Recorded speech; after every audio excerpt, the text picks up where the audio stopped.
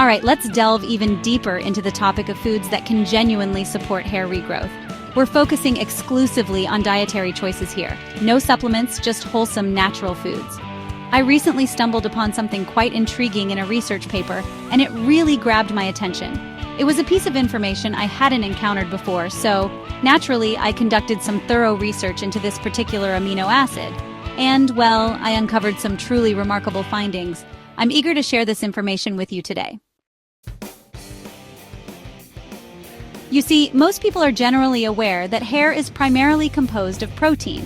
It's a common assumption that simply increasing protein intake would automatically restore hair growth, but unfortunately, the reality is often more complex than that. This published research paper meticulously examined various nutritional deficiencies observed in a portion of individuals experiencing hair loss.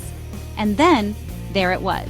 This single amino acid that was consistently found to be deficient in over 90% of those diagnosed with alopecia. This amino acid is known as histidine. Now, I wouldn't recommend rushing out and simply purchasing a histidine supplement. I strongly believe it's absolutely essential to understand the underlying reasons why you might be deficient in the first place, if indeed you are. It's not the most prevalent amino acid, but histidine is a crucial precursor to histamine, which, as many of you likely know, plays a significant role in a variety of bodily functions, including immune responses, allergic reactions, inflammation regulation, and the body's natural healing processes. If your histidine levels are low, you could potentially develop anemia, as this amino acid is required for the production of red blood cells. It also offers benefits for skin health, particularly if you suffer from eczema or any form of dermatitis. Interestingly, however, consuming excessive amounts of histidine can lead to some, shall we say, noteworthy side effects.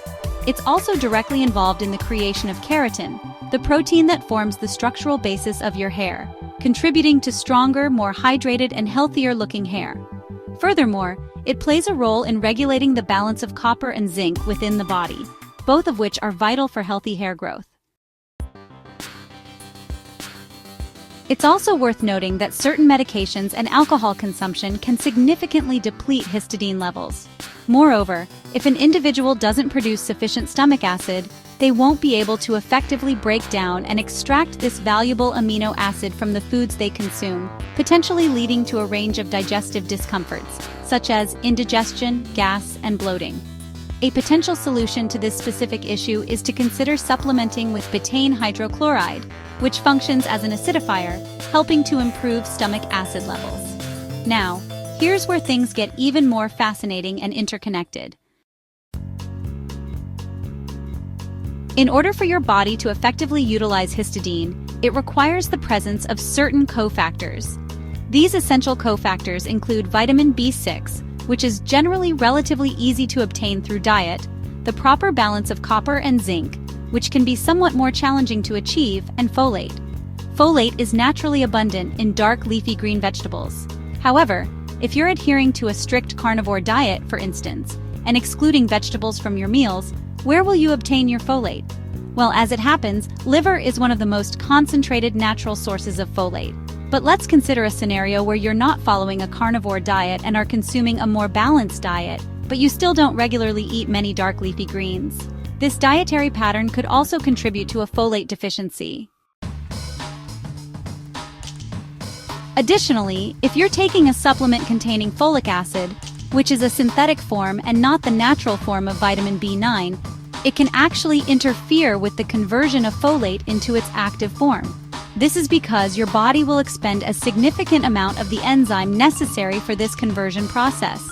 On a related note, there's a chemotherapy medication called methotrexate. This drug functions by specifically blocking folate.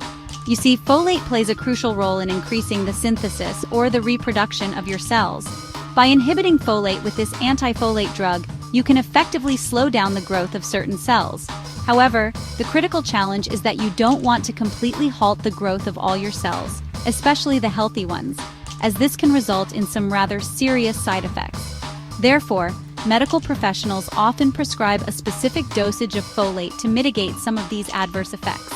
If you're deficient in folate, the risk of damage to your DNA increases dramatically, And in fact, the level of damage can be comparable to the DNA damage caused by exposure to radiation.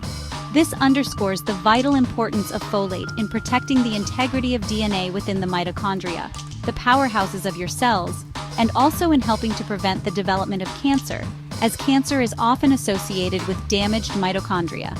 Thus, maintaining adequate folate levels is absolutely essential for histidine to function optimally, which in turn can help counteract potential hair loss. Let's imagine, for example, that you embark on a prolonged fast and you begin to notice hair loss. This likely indicates that your body isn't properly prepared for this type of dietary restriction, or that it simply isn't a suitable approach for your individual physiology.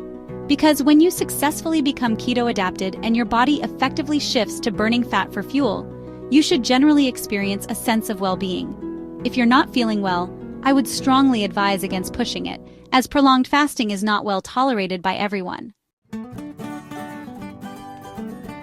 So let's now turn our attention to the specific foods we should be incorporating into our diets. The first category of foods is organ meats, with liver being a particularly rich source of nutrients.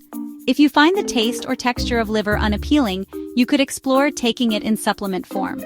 One key point to remember about liver is that it is possible to consume too much. Consuming small portions, perhaps 2 or 3 ounces, is generally considered safe. However, consuming large quantities on a daily basis could potentially lead to certain imbalances. And just a quick and interesting side note, there's a common misconception that consuming organ meats like liver will significantly increase your intake of saturated fat. In reality, organ meats are surprisingly low in fat content. The second dietary priority is animal protein, such as beef. You can also include other sources like fish and poultry, but the main objective is to ensure you're consuming sufficient amounts of these essential building blocks. And the third crucial food group is shellfish, which provides those all-important zinc and copper ratios. But shellfish also offers a wealth of other beneficial nutrients, including selenium and a variety of other essential trace minerals. I'm referring to foods like shrimp, scallops, crab, and lobster.